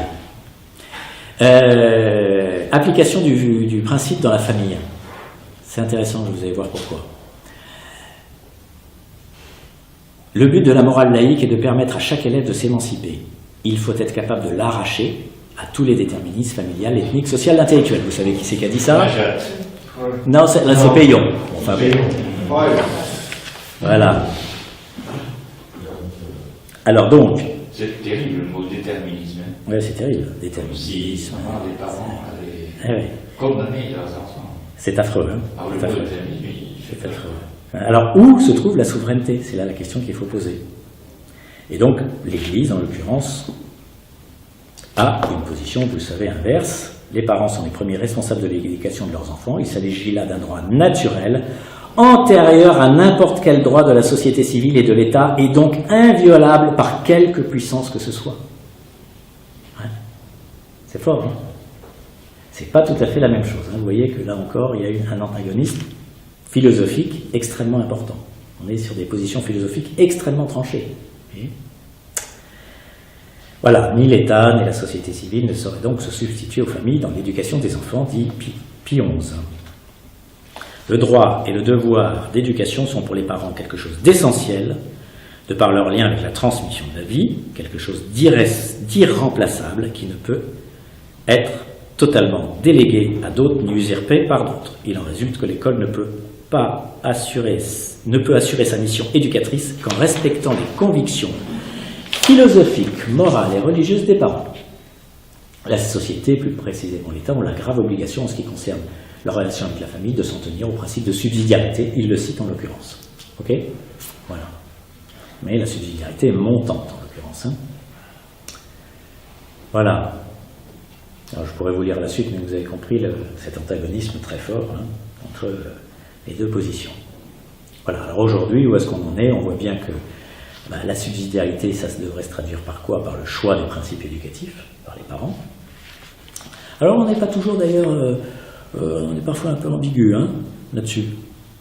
Le choix des principes éducatifs, enfin bon, l'école coranique, on n'est plus d'accord. Ah, vous voyez, ça s'arrête à un moment. Hein, c'est ça le problème. Mais je pense que c'est parce que c'est pas la même chose. C'est pas la même chose, d'accord. C'est-à-dire oui. En fait, je pense que on prend conscience de le problème du mariage pour tous et de la sexualité. Quand on apprend à 2 enfants de 3 ans à se toucher, à se déshabiller, ça paraît hallucinant. Je crois que c'est vraiment, il y a l'éducation à l'école et l'éducation à la maison. Oui. L'éducation écrire. Enfin, parce que moi je suis issue d'un tout petit village dans lequel les parents du village, des gens qui habitaient normalement, ne pouvaient pas éduquer leurs enfants dans certains moments. Ne savaient pas lire. Oui. Moi j'habite encore à Martinique, il y a encore des gens qui ne savent pas lire et écrire, enfin oui. pas bien quoi. Non mais absolument. Voilà. C'est pour ça que voilà. Tu es bien obligé de dire ça, si les parents apprennent à lire à leurs enfants, maintenant c'est l'école qui a du mal. Mais je veux dire, c'est pour ça que tout à l'heure quand tu disais J'étais pas d'accord avec le fait que les écoles puissent, la décentralisation des écoles, je suis pas d'accord avec ça. Parce que ça sera forcément des écoles pour riches et des écoles pour pauvres. On en Tout à arrive là fait. aussi. Ouais. Et dans l'éducation, c'est pareil. L'éducation, nous avons l'éducation morale, mais de quoi elle se mène l'école quand elle parle de morale? Elle n'a pas à parler de morale, de religion, de sexualité. Ouais. Là, maintenant, c'est clair avec le mariage pour tous. C'est Ouais. une aberration que l'école... En revanche, je ne suis pas compétente comme une maîtresse pour apprendre... Normalement, je le souhaite, Ouais. pour apprendre la géographie, enfin... Voilà. Voilà. C'est- Alors là, tu exprimes le principe de subsidiarité, qui n'oublie pas est un principe, comme j'ai dit, où il n'y a pas d'endroit idéal. Hein, c'est ça qui est difficile. Il n'y a pas un endroit, ça y est, c'est bon. C'est pareil pour l'école. Tu dis simplement, globalement, il y a deux types de compétences. Il y a des compétences qui sont de l'ordre de la morale, de l'éducation morale et culturelle, que les parents peuvent assumer dans la majorité des cas, et doivent assumer. Notamment par rapport à la On va sexualité. dire, sauf exception, qui ne reste que des exceptions, ils doivent l'assumer. Et puis, il y a effectivement la question des apprentissages sur lequel un système, je dirais, dévolu à une institution, voire à une institution, parce que c'est dans notre mentalité, pourquoi pas, nationale, peut être acceptable. D'accord ? Et Voilà. nécessaire, moi je préfère C'est- faire le prof de maths qui fasse les maths à mes enfants. Je Absolument, préfère. Même absolument. eux, je suis sûre qu'ils préfèrent aussi. Mais si tout d'un coup, un groupe de 50 parents décide et ont les moyens d'eux, à travers différents contrôles, mais c'est encore autorisé en France d'ailleurs, hein, on peut Voilà, c'est décider encore autorisé en France. de faire les mathématiques à leurs enfants, l'application du principe de subsidiarité fait que pourquoi pas. Pourquoi pas, je ne dis pas de manière certaine, mais pourquoi pas. Mais en France, je crois que l'instruction est obligatoire, mais pas l'école. Hein. Oui, oui, absolument. C'est vrai. C'est pour ça qu'on a pu faire les JRE, notamment. C'est pour ça qu'on a. Les JRE se basent, l'instruction est obligatoire et non pas l'école, et en plus, même dans l'école, on a le droit de retrait, c'est ce qui a été utilisé dans le... Mais il y a une chose que j'ai un peu de Oui. mal là, sur Oui. ce discours, c'est qu'on parle d'éducation et on parle d'apprentissage. Et pour moi, c'est des choses complètement différentes. Absolument. Déjà, Je disais ça me fait un peu mal de parler d'éducation nationale, Oui. hein, parce que dans ce terme éducation nationale, c'est l'école, entre guillemets, qui éduque. Ouais. Hein, C'est dans ce l'instruction, terme c'est pas éducation. l'instruction. Et pour moi, c'est l'instruction, l'apprentissage, l'éducation. Donc, Ouais. voilà, donc il y a Oui, oui, mais il y a, voilà, il y a à définir, hein, bon.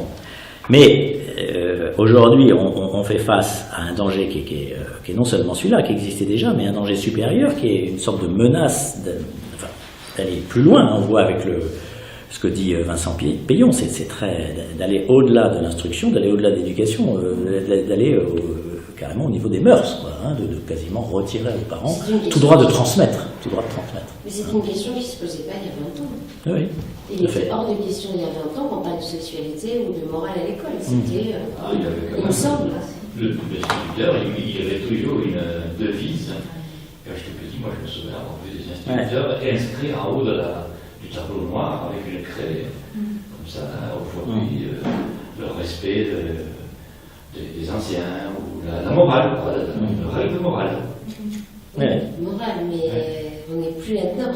Non, non. C'est pas une Le problème, c'est que question ça a morale, mal on est pas vieilli. dans la- Hein Ouais. ouais, ça a mal vieilli. C'est le moins qu'on puisse dire. Mais enfin, c'était comme ça, oui.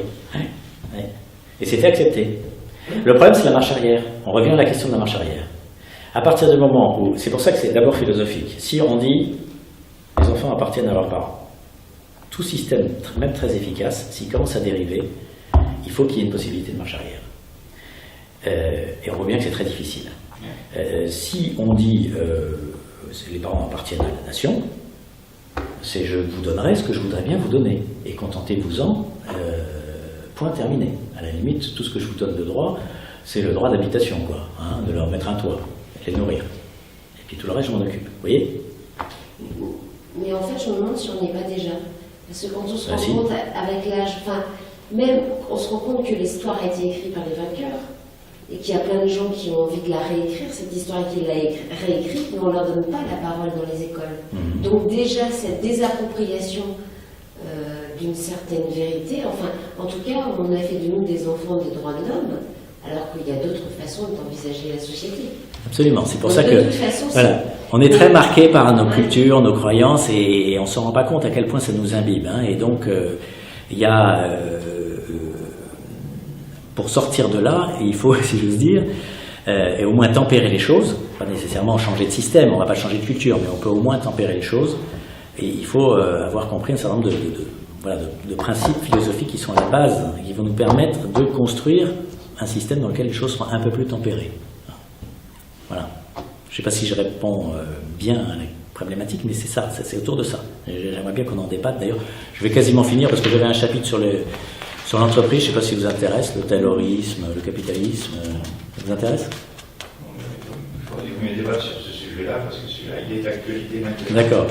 Parce Ok. que l'État, quand il cherche finalement à influencer les enfants, et ça, c'est... On va se laisser un petit temps de questions, puis s'il reste 5 minutes, je vous parlerai du taylorisme. D'accord? Alors, vas-y.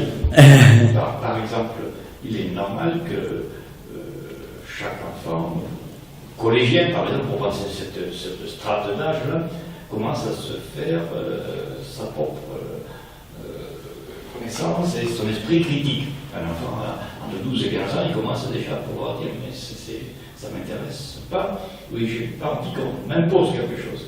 Déjà, c'est l'adolescence, c'est l'âge de la révolte contre l'autorité extérieure. Mais aujourd'hui, vouloir influencer les enfants en primaire, alors là, je trouve qu'on tombe vraiment dans des catacombes, quoi.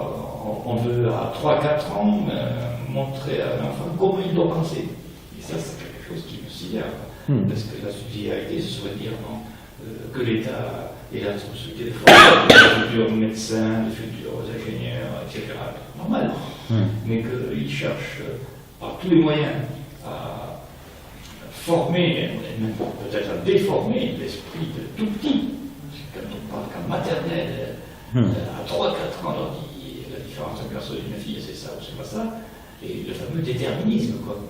Alors là, il y a de quoi tomber des nues. On tombe des nues pas, en tout cas, cette subsidiarité montante et consentie, il n'y a pas eu grand mouvement de révolte. Non.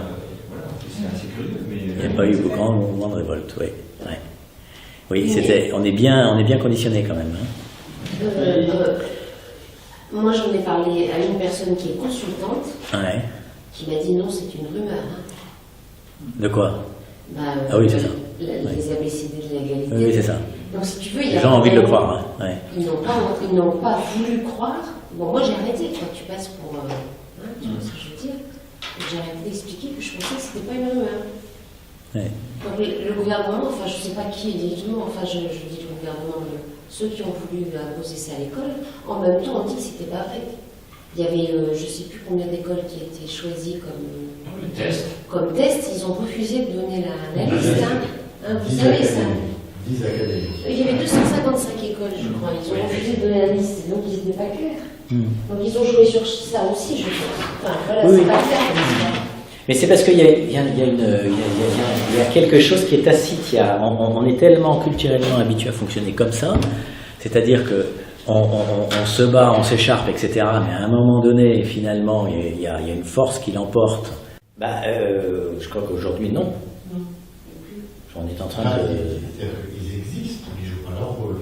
Oui, Si oui. on prend l'exemple des syndicats, Oui. ils ne jouent pas du tout leur rôle. Très orienté politiquement. Oui, non, d'accord, sur le principe même, C'est leur fonction. quelle que soit son orientation politique, d'ailleurs, ils ne devraient pas avoir d'orientation politique. Il faudra pas tout le monde. Ils ne jouent pas du tout leur rôle, parce que justement, C'est pas du tout le même rôle qu'en Allemagne où les syndicats sont là pour discuter, pour mais ils représentent vraiment des catégories de personnes en Allemagne, alors que chez nous, ils représentent rien. Oui. Ce sont des acteurs du conflit. La société est un lieu de conflit, et eux, ils jouent à la guerre, quoi. Hein. On est dans cette logique de conflit. Un peu désespérant, hein, ce cas-ci. Il y a un autre point que Oui. évoqué qui reste un peu flou pour moi. Oui. Dans cette création de mégapoles, Oui. et de très grandes régions, Oui. vous dites que c'est une volonté politique de nos gouvernants. On va vers pour essayer de s'orienter vers un État fédéral, ce qui va complètement à l'encontre puisque ce sont les socialistes qui sont opposants, de leur doctrine, et tout à fait à l'encontre de la conception de l'État en France. Oui, c'est vrai. Donc, qu'est-ce qui sous-tend par derrière cette volonté? Parce qu'on va aboutir à une soumission à l'Europe, inévitablement, c'est tout à fait clair. Alors, est-ce qu'il y a déjà une soumission non dite de nos gouvernants à l'Europe? Pourquoi? C'est ça, oui. Quelle est la logique? Une antinomie. Une antinomie, ouais. L'antinomie, n'est pas, à mon avis, n'est pas si importante que ça. En fait, la pensée socialiste, c'est une pensée universaliste et indifférenciatrice. D'accord? Donc, c'est vrai qu'elle s'est appliquée, cette pensée s'est appliquée en France.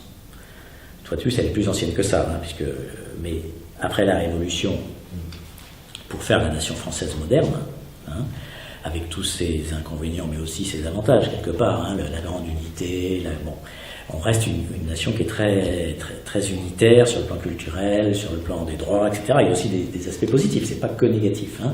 Le tout, c'est que, comme tout système, quel qu'il soit, et il n'est pas mauvais en soi, il est mauvais quand il arrive à ses limites. Hein. Le système, il évolue sur un plateau entouré de précipices. Et à un moment donné, il va aller se jeter dans le précipice. Alors là, c'est plus bon du tout. Hein. Bon, parce qu'il veut sortir de son cadre. Bon. Donc là, en l'occurrence, pour les socialistes, c'est très simple. La vision égalitariste et universaliste, elle a simplement monté d'un cran. Ils la veulent au niveau de l'Europe. Et c'est pour ça que l'Europe est aussi le conflit de différentes idéologies, parce que c'est le conflit de différentes cultures. Je pense qu'on parlerait avec un Allemand de la façon dont il voit l'Europe, et dont il imagine l'Europe. On aurait il y aurait un Allemand dans la salle, je serais très très intéressé de voir la chose. Et il nous parlerait d'une autre Europe, en fait, que celle dont nous parlent les socialistes, qui nous rabâchent à longueur de temps. L'Europe, c'est la paix, l'Europe, c'est la justice sociale, l'Europe, c'est l'égalité, l'Europe, c'est des valeurs socialistes et assez françaises que dans leur utopie, ils imaginent pouvoir translater au niveau de l'Europe. Et c'est là où ils vont avoir des surprises. Parce que ça ne va pas se passer comme ça. Mais qu'au niveau de l'Europe, il y a un conflit culturel, et je doute que ce soit la France qui gagne. Enfin, ça, c'est mon avis. Hein. Ça sera plutôt soit la pensée allemande, soit la pensée anglo-saxonne, à mon avis. Hein. C'est-à-dire, c'est soit l'Allemagne, soit les États-Unis, grosso modo, qui vont gagner. Hein. Et même quand les Anglais seront sortis de l'Europe, hein, ça ne les empêchera pas de continuer à imposer leur marque. Donc, c'est un marché de dupes, quoi. Enfin, je veux dire, mais justement, voilà. le fait de voir la France se diluer et disparaître comme un peu un sucre dans un café, hein, parce qu'aujourd'hui, on ne parle plus presque de droit français. Quand on regarde le droit français, il faut dire, attends, les discours en Europe, pourquoi je... Ouais, c'est ça. Donc ça veut dire qu'en fait, finalement, plutôt que d'être confronté et protégé aussi à un droit français qui représente, mettons, 60 millions de personnes, on va en fait être complètement isolé dans une petite région, donc un petit pays. Ouais. Donc on va être beaucoup plus fragile face à tout, face aux États-Unis avec le marché transatlantique qui vont nous exporter leurs produits, et on n'aura plus une grande nation pour nous défendre. Absolument. Donc en fait, c'est un affaiblissement finalement de nos droits. Oui.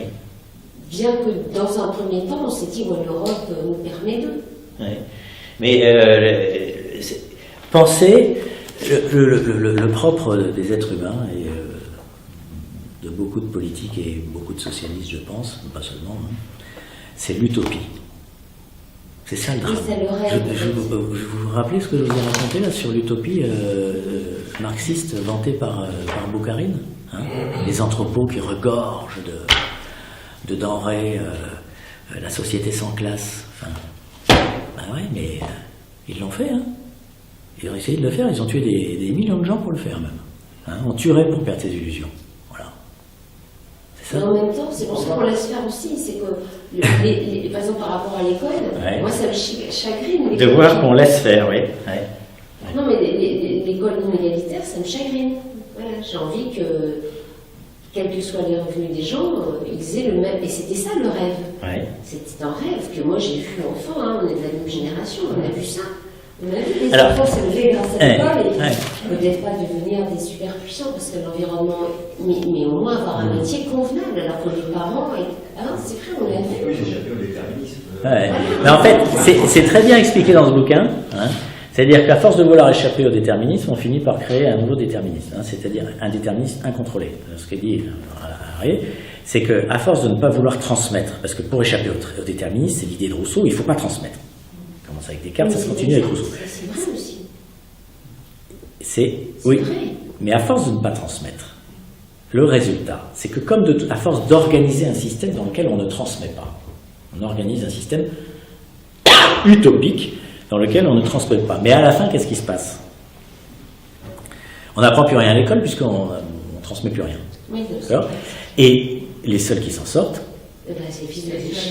Voilà. Qui transmettent. Eh oui, qui transmettent. Qui transmettent. Ils sont pas lâchés. Voilà, c'est tout aussi simple que ça. Les fils de riches. Les fils de riches qui Parce que transmettent. eux, ils transmettent. Parce que eux, ils transmettent. Oui. Ah oui, ils continuent de toute façon. Il n'y a pas que ça. Moi, je prends un exemple de Polytechnique. Qui rentre en Polytechnique? Un tiers, c'est des enfants de Polytechnique. On va dire peut-être les fils de riches. Un tiers, les enfants de profs. Oui. Transmission. Qui transmettent. Ouais. Et un autre tiers. Ouais. Mais c'est comme ça depuis des générations. Non, mais quand on dit riche, c'est pas seulement riche. Oui. par l'argent. Riche, Oui, c'est riche par la culture. Mais- Hein, voilà. Ouais. Voilà. Mais voilà. Donc c'est. Ouais. Mais en fait, c'est. C'est complètement utopique, cette égalité de savoir, de. Mais j'aimerais bien savoir 10 ans plus tard, pour avoir travaillé dans la métallurgie, j'aimerais bien savoir les ingénieurs. Ouais. Les ingénieurs j'aimerais savoir 10 ans plus tard qui a trouvé du travail parmi ces 3 catégories. Parce que la cooptation après, c'est la famille. Après, ils Voilà. sont polytechniciens, donc ils sont de la famille. Ouais. En fait, les polytechniciens, Il y a Voilà, polytechniciens c'est et polytechniciens. Hein. Il y a Oui. ceux qui ont les postes dans les grandes administrations qui n'ont pas fait que Polytechnique. Enfin, il nous semble, hein, maintenant, c'est de la sociologie. Donc la question à me poser, c'est pourquoi est-ce que Sciences Po a fait un concours pareil pour aller chercher des élèves? Pourquoi c'est dimanche? Pourquoi est-ce qu'ils ont été obligés de faire ça pour pouvoir se renouveler de l'intérieur? Ils n'ont pas été obligés, c'était une initiative. Oui, mais s'il l'a fait, c'était aussi renouveler la pensée à l'intérieur de l'école et enrichir l'école. Oui. Donc, pourquoi est-ce qu'ils ont fini par partir à faire ça? Vous pouvez répéter votre question, parce que je pense. Il y a Sciences Po. Oui. Ils ont fini par aller créer et chercher des jeunes dans des concours parallèles, sur des couches de population du CSP sur lesquelles il y avait des personnes qui intégraient Sciences Po. Ouais. Voilà. En n'ayant pas la même Ce qui n'était pas le exigence. cas il y a 20 ans. Il y a 20 ans, Sciences Po était beaucoup plus diversifié. Donc pourquoi est-ce qu'ils ont eu besoin de le faire déjà, et pourquoi ils ont été les chercher là où ils ont été les chercher. Ouais. Et comment? C'est intéressant, parce que quand on regarde comment ils le font aussi, c'est pas mal. Ils n'ont pas les mêmes exigences, Non, plus de non, connaissances. oui, mais par contre, ils sont basés sur la personnalité de la. Ouais. Et à votre avis, pourquoi? Je ne sais pas. Ah, pourquoi? Ouais. Parce qu'ils avaient besoin de se réenrichir en interne. Ils tournaient trop en boucle. Donc il y a un moment, Est-ce que c'est garder leur statut. C'est pour casser un réseau? C'est pour. Non, il faut garder aussi la place qu'ils ont, parce que ces écoles-là, elles ne résonnent pas France. Elles résonnent internationales. Et donc, pour pouvoir continuer à avoir une certaine attractivité, il faut aussi savoir se renouveler et tracer. Aux États-Unis, les facs sont beaucoup plus tracées que ce qu'on a en France en supérieur. Donc ça enrichit aussi, parce qu'à partir du moment où vous brassez aussi de la pensée, des modes de raisonnement, etc. Donc ça vous permet, à la sortie, d'avoir une offre entre guillemets, plus riche. On parlait tout à l'heure dans le principe, enfin dans le droit introductif, là, une subsidiarité tempérée par le principe d'insuffisance, proportionnalité. On n'a pas forcément bien développé ça dans la suite, mais moi je suis toujours à la recherche du point d'équilibre qui n'existe pas, qui évolue dans le temps. Si on a parlé d'Allemagne, on n'a pas parlé beaucoup de la Suisse. Est-ce que ce principe de subsidiarité, pour le coup, fonctionne bien avec la tempérance des deux principes que vous avez évoqués? D'après ce que j'ai lu, oui. Oui, d'après ce que j'ai lu, oui. D'après ce que j'ai lu, effectivement, la Suisse reste le modèle le plus abouti de l'application de ces principes. Hein, et jusqu'à, dans la Suisse, culturellement, cette capacité... Il y a vraiment une différence entre les cantons. Oui, voilà. Il y a une différence entre les cantons et il y a cette capacité à refuser même parfois certaines choses qui... c'est-à-dire que le principe le principe d'insuffisance, il peut être invoqué par le niveau du dessous ou le niveau du dessus. Lorsque, tout à l'heure, Naïs disait « Moi, je ne me sens pas capable d'apprendre les mathématiques à mon enfant, donc je trouve bien qu'on les apprenne dans une école. » C'est une expression du principe d'insuffisance par le bas. Hein. Donc, construisons ensemble une solution pour que les enfants apprennent les mathématiques. Bon. Et sinon, il peut être énoncé par le haut. Donc, dans quelques anecdotes là, que j'ai pas nécessairement là, mais dans lesquelles il raconte que, à un moment donné, le pouvoir fédéral, au nom du principe d'insuffisance, s'est proposé d'aider les gens, d'aider les cantons, y compris en leur donnant de l'argent sur un certain nombre de points. Je ne sais plus lesquels c'était, la politique culturelle, enfin il y avait quelques exemples. Et les cantons ont dit non. Il y a des cantons qui ont dit non. Écoutez, c'est vrai, on n'a pas assez, mais on a suffisamment. On n'a pas besoin que vous nous aidiez. Vous voyez, c'est quand même culturellement assez fort. Voilà, c'est ça. Alors, On n'imagine pas ça en France. Hein. alors, Prenez notre argent. Non. Je ne sais pas si je réponds tout à fait à votre question. Le principe d'insuffisance, c'est un principe en tant que... C'est comme la subsidiarité. Je parlais du principe, si on a une bonne éprouvette que l'expérience fonctionne, il faut aussi savoir pourquoi ça fonctionne là-bas et pourquoi le principe n'a pas pris ailleurs. C'est aussi intéressant de se dire, tiens, c'est le contexte culturel. Pourquoi ça fonctionne là-bas et pas chez nous. Alors, assez curieusement, parce que ça renvoie... Je n'en sais rien, hein, je pense que ça mériterait un développement rien que sur ce point. Je n'ai pas la prétention de le faire ce soir, mais je voudrais revenir sur quelque chose qu'a dit François Pelletier ici même. Il disait, la Suisse est-elle une nation? Oui, parce que c'est pas un principe concret. Comment ils sont unifiés? Voilà, comme ils sont unifiés. Et ils se sont unifiés. Trois langues. Voilà. Ils se sont unifiés vraiment sur l'envie de s'unifier. C'est-à-dire qu'il n'y a pas eu de pression extérieure pour fonder une nation comme ça peut se faire en France, par exemple. C'est vraiment des principautés indépendantes qui se sont unifiées par leur désir, par leur envie d'être ensemble. Même en Allemagne, ça ne s'est pas passé comme ça.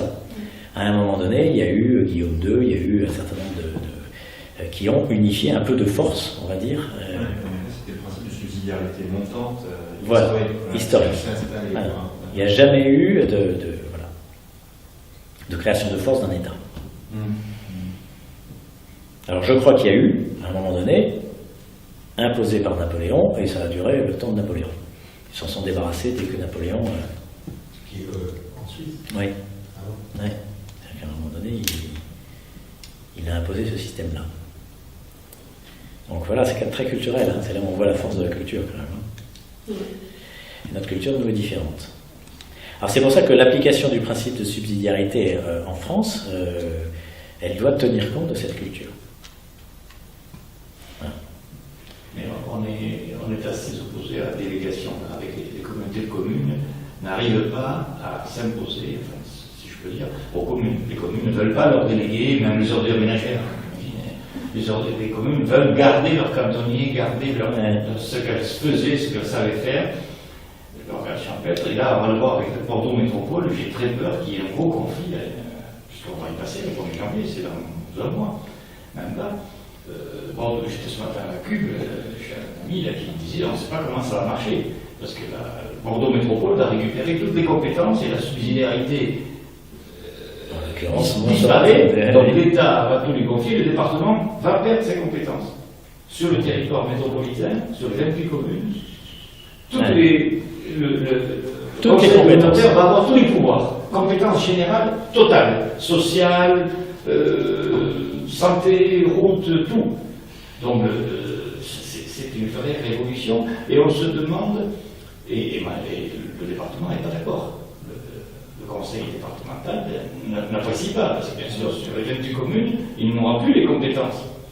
La vraie subsidiarité serait de définir clairement ce que chaque étage, chaque échelon peut faire et doit faire. Et ce qu'il ne peut pas faire, il peut le laisser. Mais c'est une décision très difficile. Moi, j'ai vu naître les communautés de communes, parce que j'étais élu à l'époque. Les maires ne voulaient pas déléguer à la communauté. Et la communauté a embauché 40 ou 50 personnes, parce que moi j'étais dans une toute petite communauté de communes, et les maires avaient tous gardé leurs cantonniers, leurs femmes de ménage, leurs employés à l'état civil, au cimetière, etc. Ouais. Est-ce que le contexte économique, justement, de la situation budgétaire ne peut pas favoriser ce principe-là? Est-ce que ça va être un accélérateur? Si c'est un principe d'économie, oui. Ça va être un accélérateur, mais comme toujours à la française, ça va se faire par la loi et par l'imposition. Ça ne se fera pas par le dialogue, etc. C'est comme ça que ça se résout en France. C'est une carotte. On donne une carotte au congrès des maires. Valls a dit que toutes les communautés de communes qui accepteront de faire disparaître, entre guillemets, on ne prononce pas le mot, mais c'est ça, de faire disparaître la commune, celles-là, elles auront une prime. Ouais. Elles auront une DGF, une dotation générale de fonctionnement, augmentée. Comme ça, vous allez accepter. Ouais. Mais en même temps, c'est dommage, parce qu'il y a des tas de choses qui devraient rester à un niveau communal, je ne sais pas, moi, la gestion de la salle des fêtes, on ne sait rien, et qui donnent de la vie aux communes aussi. C'est ça qu'il faut voir. Hein. C'est-à-dire que le principe d'efficacité, c'est on regroupe, mais quand on regroupe, on perd un peu de vie. Hein. On enlève aux gens une certaine responsabilité, une façon d'être citoyen. C'est pour ça que c'est toujours dans un espèce de compromis. Vous voyez. Et ce compromis, la façon française de résoudre ce compromis, c'est comme ça. On essaye, on discute un petit peu, et puis à la fin, boum. Mais est-ce que l'erreur des créations des communautés de communes, c'est qu'au lieu qu'il y ait eu un regroupement de communes pour des problèmes budgétaires, pour améliorer les choses, c'était des communautés de communes pour des raisons politiques. Et on s'est mis avec la commune qui a le même bord politique et pas... Peut-être, je sais pas. pas. Et pas en fonction de l'intérêt économique, etc. Quand on regarde autour de Libourne, par exemple, on voit des communautés de communes, mais c'est n'importe quoi. Alors que, c'est parce que C'était aussi la constatation que quand on crée, je sais pas, un réseau, un fibre optique ou des réseaux de transport, ça ne se gère pas sur la commune, mais ça se gère sur l'échelle beaucoup plus large. Donc il y a peut-être des nécessités politiques, forcément. économique. Mais il y a aussi économique, il y a aussi une volonté, effectivement, de penser qu'aujourd'hui tout est connecté, relié, etc. Et que penser sur l'échelle de la commune, c'est pas suffisant. Voilà. Il y a peut-être trop de communes et trop petites.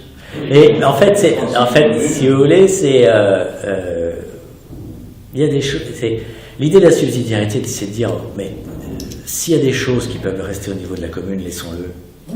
Ça fera qu'il y aura des gens qui seront citoyens, qui s'occuperont, je ne sais pas quoi, je vous dis, de la salle des fêtes. Voilà. Il y a l'intérêt que, effectivement, pour le coup, la salle des fêtes soit gérée par la communauté de communes. Voilà, aucun. Hein. Mais inversement. Il y a des gens qui te diraient, ça on va organiser entre les différentes salles des fêtes, quand il y en a une qui est trop prise, voilà. Si, il y a toujours. Oui, il y a un principe d'efficacité, mais voilà, on est toujours en train de balancer. Mais à un moment donné, on se rend compte qu'on va déposséder les gens d'un petit pouvoir. C'est pas grand-chose, mais la bonne femme dans la commune de 300 habitants qui gère la salle des fêtes, eh ben, elle a au moins autre chose dans sa vie que de consommer et regarder la télé. C'est ça le bénéfice.